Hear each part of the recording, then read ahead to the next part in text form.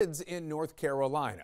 North Carolina Poison Control is reporting an increase in kids being exposed to cannabis products.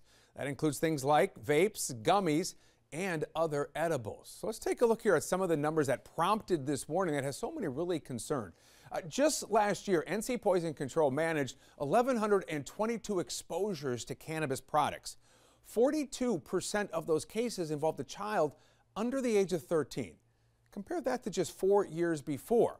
In 2020, the agency managed 518 cannabis exposure cases. And back then, just 27% involved kids under 13. Poison Control says they're concerned because products containing cannabis can be especially dangerous for kids.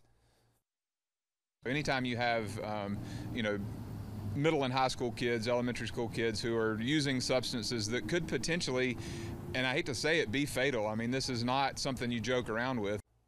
Yeah, you may remember a few years ago, multiple students at C.C. Griffin Middle School ingested edibles and got very sick as a result. Doctors say kids are more likely to experience adverse effects of cannabis, and the potency of edibles can be high. One doctor says THC-laced candies could be 200 to 100 times more potent than traditional marijuana, and it could lead to cannabis poisoning, which makes kids severely tired and weak. It slurs their speech and then increases confusion. They also may feel nauseous or have trouble breathing, which can be very dangerous. And it could happen after eating just one gummy. There's oftentimes things in there that we're not aware of. So that means they can cause for more severe health effects. And we won't know exactly what was in the product to cause those health effects.